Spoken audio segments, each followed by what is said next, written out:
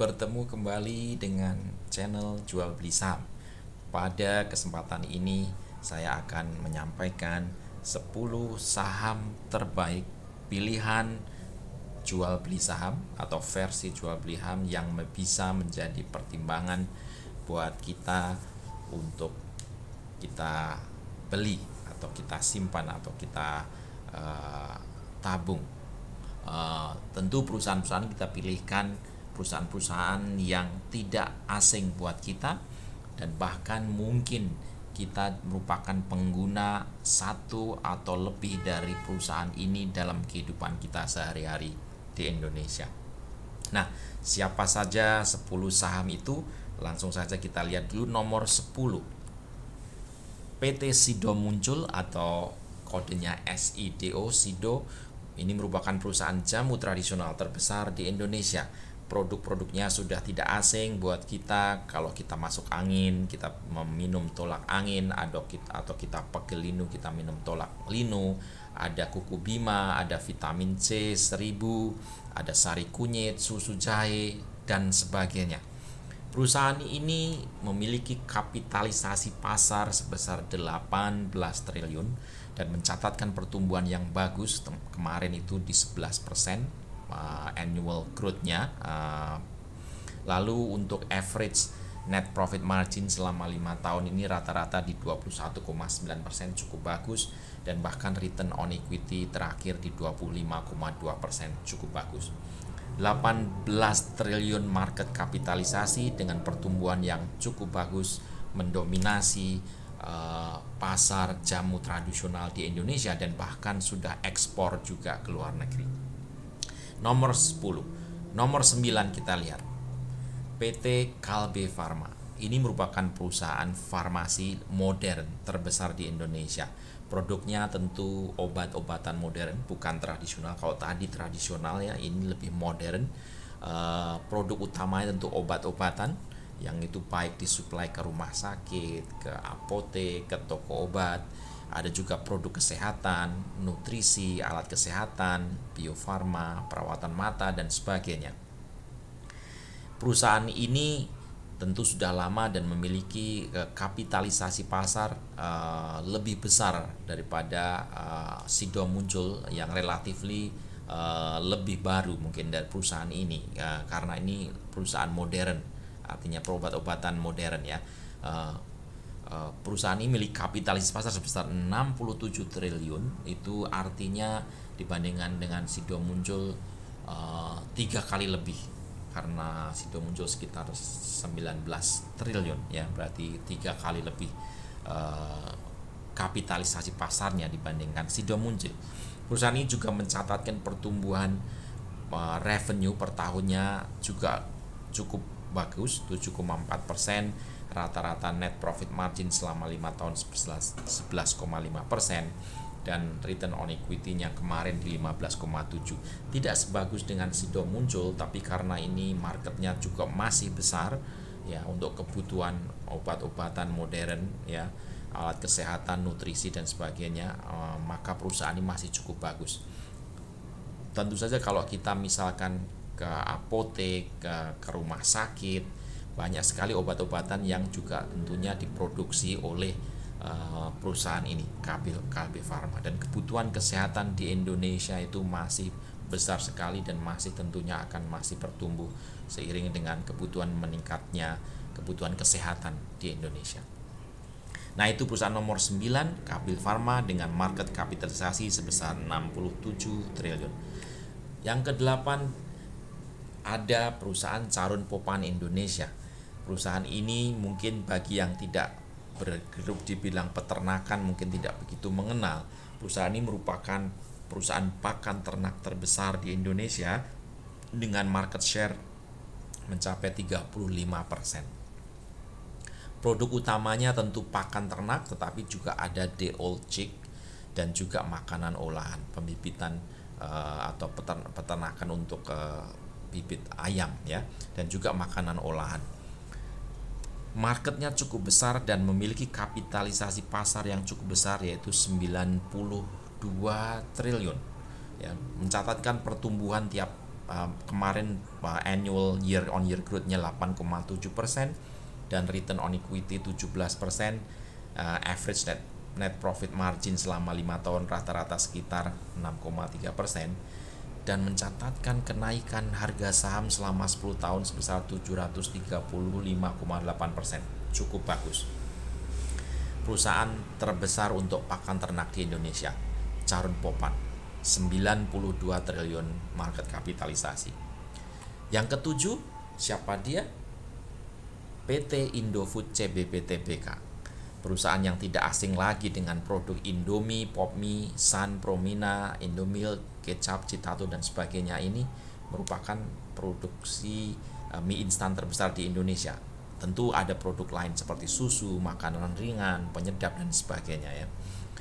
Perusahaan ini memiliki kapitalisasi pasar sebesar 100,4 triliun ya, lebih besar dari Charun Popan, sedikit lebih besar dari Charun Popan, 104 triliun.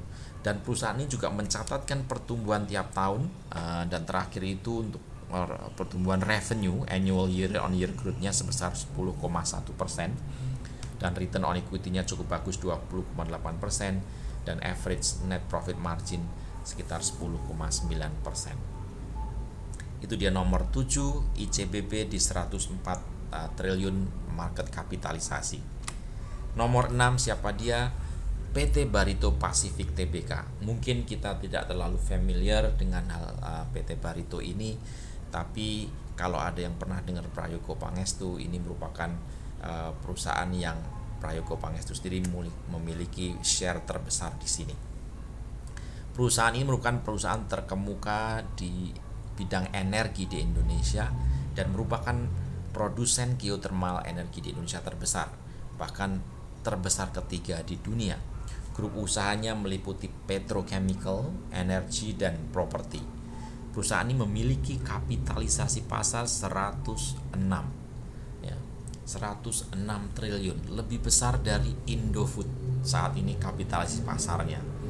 Dan selama 10 tahun terakhir perusahaan ini memberikan kenaikan harga saham sebesar 1018%. Cukup fantastis kenaikan harga sahamnya. Itu dia nomor 6, PT Barito Pacific Tbk dengan kode BRPT. Siapakah dia di nomor 5? Nomor 5 ada PT Astra International. Perusahaan ini tentu tidak asing buat kita, ataupun kalau kita belum familiar dengan perusahaannya, produknya tentu kita yang tidak asing lagi. Perusahaan ini merupakan perusahaan konglomerat terbesar di Indonesia dengan berbagai bisnis tersebar di seluruh Indonesia. Grup usaha ada otomotif, alat berat, jasa keuangan, agribisnis, teknologi informasi, infrastruktur, dan logistik. Perusahaan ini memiliki kapitalisasi pasar sebesar 198 triliun ya, hampir 2 kali lipat dari perusahaan Indofood CBP maupun 2 kali lipat dari BRPT ya. 198 triliun. Tentu karena penduduk Indonesia cukup besar sekali, dan industri ini tersebar di seluruh Indonesia, dan berbagai macam usaha, baik itu otomotif, alat berat, jasa keuangan, agrobisnis dan sebagainya. Salah satu merek yang tentu tidak asing buat kita adalah, kalau motor itu ada Honda, kalau mobil itu ada Toyota, ada Daihatsu, ada Isuzu. Itu merupakan produk-produknya di bawah Astra International ya. Perusahaan ini juga mencatatkan average net profit marginnya sekitar 8,7% rata-rata 5 tahun, dan memiliki return on equity terakhir di 13,8%, dan juga membagikan dividen yang cukup lumayan 4,3%. Itu dia nomor 5, Astra International dengan market kapitalisasi sebesar 198 triliun. Nomor 4, PT HM Sampurna Tbk, perusahaan rokok terbesar di Indonesia dengan mereknya tidak banyak, di antaranya 1 Sampurna A, Cisamsu, Marlboro, Sampurna Hijau maupun Sampurna U. Bagi mereka yang merokok tentu sudah tidak asing lagi dengan PT HM Sampurna ini.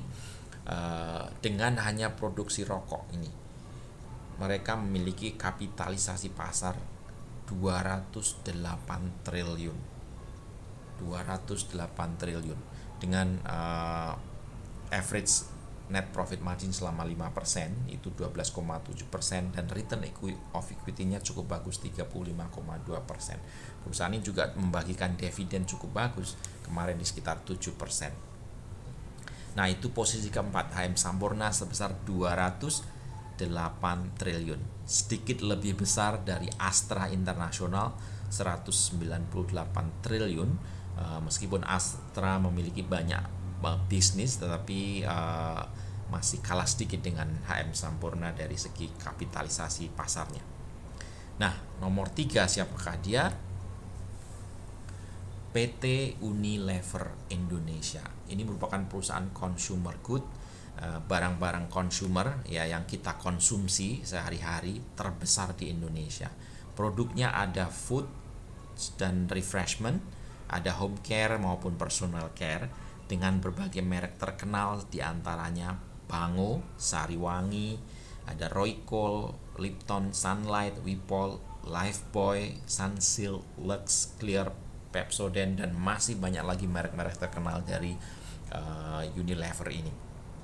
Perusahaan consumer good ini memiliki kapitalisasi pasar sebesar 310 triliun, 1,5 kali lipat dari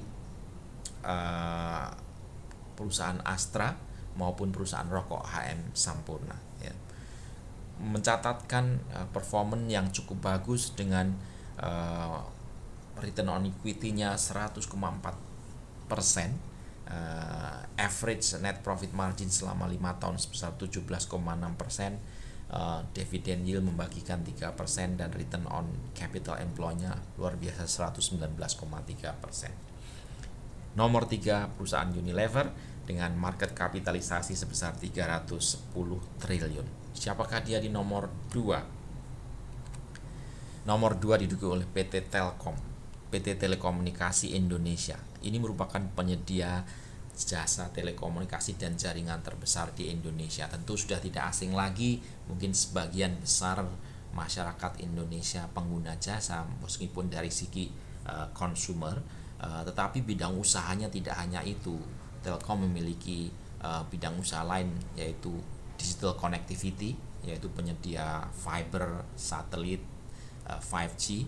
Juga ada bidang usaha digital platform yang menyediakan data center, cloud, IoT, AI, cyber security, dan tentunya bidang usaha digital services baik untuk enterprise maupun consumer buat kita misalkan yang memakai jasa telekomunikasi misalnya.